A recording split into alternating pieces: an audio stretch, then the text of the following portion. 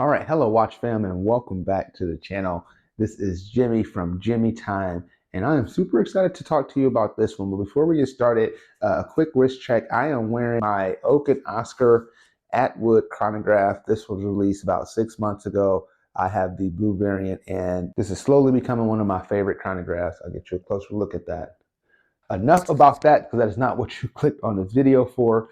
Today I'm going to talk to you about another watch that I added to the collection not that long ago, is the Nodus TrailTrekker. So I actually got hands-on with this watch about 7 months ago at the District Time event in DC. The team from Nodus was at the event and they had this TrailTrekker on site, and it is incredible. If you know anything about this watch and you've already brought here, you probably went to Raven's website or Nodus's website and noticed that this watch has been sold out. They've done now 2 sets of pre-orders. So while this is not a limited edition, this watch has been in extremely high demand.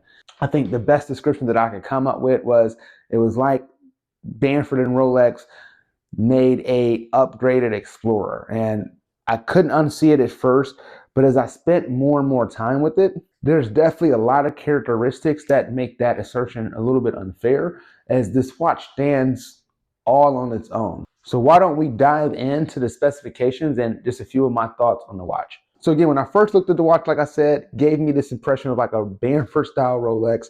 And that is because of this clay color that Nodus used. I want to say they call it Seratope, and I might be saying that incorrectly. I am not a material specialist, but it is Seratope, and like this particular process, I guess, is a little bit stronger, longer lasting than DOC, and you get this very cool, unique color that I've not seen before on the watch. Nodus also does a great job matching this watch, matching that color on the dial, and then you get this gunmetal in a very similar style, gray olive color on the bracelet. The bracelet is really, really cool and got some proprietary technology, which is crazy when you consider that this watch retails for $849. So as I go through this review on this watch, that is something that I really would like everybody to keep in mind, is that this watch retails under $1,000 at $849. I'm assuming as these become more available, you might even be able to find one under $800 on the used market. So this is just an incredible value, and I believe may be the GMT of 2025, in my opinion. So you get this fixed stainless steel bezel in the Seratope color, this gray color with this black font. It almost look olive green, and that effect gives you a really military, almost tactical look. That is what drew me to the watch. I love to wear all black. I love olive green, and there's something about that combo that I think just looks really killer. It's a really badass looking combination. You can also tell that this watch was designed by watch guys and watch enthusiasts. So the case is 39.5 millimeters, which is just a hair smaller than the original Rolex Explorer 2 that came in under 40 millimeters. It's about the same size of the Grand Seiko SVGN 005, but because of this, the crystal, this box sapphire crystal, and the fixed bezel, it definitely looks a little bit smaller than the Grand Seiko. It looks a little bit more in line with the Sealander, or the Christopher Lord Sealander GMT 65. Why I say this is designed by watchmakers or watch enthusiasts. Watch enthusiasts are very obsessive over case thickness. At least that seems to be the trend. Definitely trending thinner, and like thinner being better. This watch is a GMT that comes in at 11.8 millimeters thick, where it's very similar to my Rolex Explorer 2 that I had many years ago. As far as reliability, the way it looks on the bracelet, because of the tactical look, I think it adds more wrist presence. I have a 7.25 inch wrist, and as you can tell, it doesn't look small. You also get a very manageable 46.6 millimeter lug to lug. This watch will look great on the wrist, probably a small, a 6.25. My wife has a 6.25 inch wrist, and this actually wears really great on her, albeit on this a little bit on the bigger side, but it definitely worked given that the style and look and design of this watch. 20 millimeters on the lugs, and again, you get a quick release option on the bracelet. It also comes with a leather NATO strap, but I immediately changed it out, and you'll be able to quickly see why. For 2 straps, I have a 2 NATO strap from Bark and Jack that I really enjoy, and then I also have this olive green with the yellow stitch Erica original strap that I think this watch was just almost designed for. It looks really incredible. Both of these straps highlight the yellow on the GMT hand, and we will talk a little bit more about that as we talk about the dial. So before we jump onto the dial, I want to talk about this crystal. So this crystal is beautifully executed. You get a boxed sapphire crystal with blue anti-reflective coating on the inside. Again, you can tell that these guys are watch enthusiasts. I hate anti-reflective coating on the outside. It looks great in the beginning, but eventually it wears off. This allows the watch to photograph really nicely. It definitely does bring down the glare, and I was able to get some really, really amazing shots. This watch has great lume. It uses the Swiss Super-LumiNova BGW9 grade A, which is an immaculate blue go. Here's a lume shot compared to a couple other watches, and as you can see, this can stand on its own. I want to remind you that this watch is, again, only $849, and the lume execution on this is fantastic. We get 200 meters of water resistance, another style of a go anywhere, do anything watch that is a theme of GMT watches. So let's start to break down the dial. So a couple elements, and I think the dial is what separates it from every other GMT / Rolex Explorer lookalike. For one, some very intentional choices not to go with circular markers. Instead, you have the square, and I call them more like baseball style markers, a little bit similar to what you would find on a Tudor. I also love that they got this bold triangular shape at 12 o'clock. I typically like all my shapes to be very similar, but this for some reason worked. You have these squares, you have these trapezoids, and you have the triangles. All together it works, and I think because the decisions they made, you have the trapezoid shapes where the 3 and the 6 or the 3 and the 9 would be. You have a date wheel at 6, saving them there, and then you have this triangular to denote 12 o'clock, which I never have any issues with 12 o'clock being a different style marker. These hands are a gunmetal style, so they have really good reflective coating. They definitely stand off from the gray dial. I was a little bit concerned that you wouldn't be able to read it, but I've not had any issues. One, because the lume is great. Two, because you do get lume on the hands that adds some contrast. So legibility has actually been really, really impressive, despite this dial being a dark color. You have a day and night indicator, so black at the top, olive green towards the bottom to indicate where the GMT hand, if you're going to be on the dark or light side of 24 hours. This is a true GMT. What that really means is that you can set the hour hand independently. So different from my Myota Oscar that I just recently reviewed.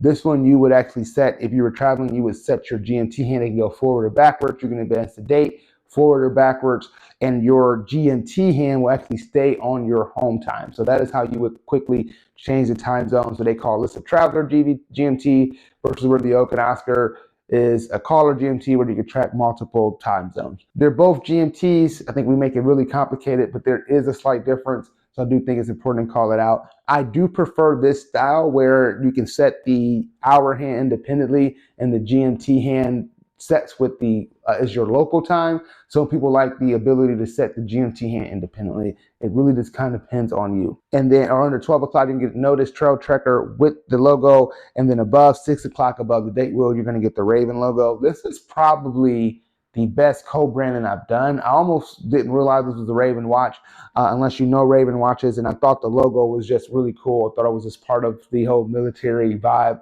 I was thinking something from like Resident Evil. I forget the name of that group they were part of. Foxhound?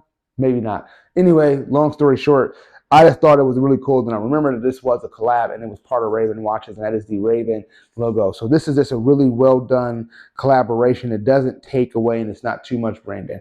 If you flip the watch over, we have a closed case back, and you're going to see a Stagecoach there. I was a little bit surprised when I first saw it. I thought this watch had more of a military vibe. But when you think about what it means, so Raven watches being in the Midwest, I believe they operate out of St. Louis, Nodus being out of California, and imagine taking that trip out west. That is what the Stagecoach wagon signifies. Is also called a TrailTrekker. So they were thinking about making that treacherous journey from the Midwest to the West many, many, many years ago. A couple other small call outs that this watch have. Again, this is the case shape, 11.8 millimeters. It looks really, really great on the wrist. I also love the fact that they went with drill lug holes for a strap for a watch that looks like this. Is versatile. It comes with the bracelet. It comes with a NATO strap. Please make it super easy for me to change it, and Nodus did that. So just a lot of small things that watch lovers love. I'm not telling you this is going to be your only watch, probably not that, but it definitely could serve as a only watch in a very respectable collection. If you have quite a few watches and you want something a little bit different, this is a great place to start. Nodus is a up and coming boutique brand. I'm gonna stop saying micro brand, because some of these brands are selling a lot of watches. So an online boutique brand that's making really, really great watches. You can do direct to consumer, and they're able to put out some high quality watches. And when you think about what you get, is actually a value proposition. You can go buy a Belova, I believe the GMT oceanographer is like $1,200. You can probably find them on sale for $900, and they're going to use very similar movements. This is powered by a Myota GMT movement, and it is the Myota 9075 GMT that we are starting to see pop up in a lot of different watch brands. And these are workhorses. They last. Citizen uses them. I love Citizen as a watch brand. Belova uses a very similar movement. I actually really enjoy them. So for this kind of lower, right before you hit the luxury watch point, this is an amazing watch. If you want something that's a little bit off the beaten path that you won't see on anyone else's wrist, or probably a lot of people's wrists, unless if you're at an event with watch nerds, you should definitely check out the Nodus TrailTrekker. I believe this may be the GMT watch of the year. Oh, before I leave, I almost forgot, because I'm not a bracelet guy. Pretty cool packaging, but the bracelet is actually really cool. They use a micro adjustment system that is toolless. There's actually a quick push button that you can easily push, and it actually expands out quite significantly, giving the wearer a lot of breathing time. It's a little bit on the flimsier side, but for a watch that's under $1,000, using a proprietary quick sizing system. I have several watches that are 5-6 times the price that don't have that bracelet technology built in. So it is definitely a welcome feature from Nodus. So great job, great watch.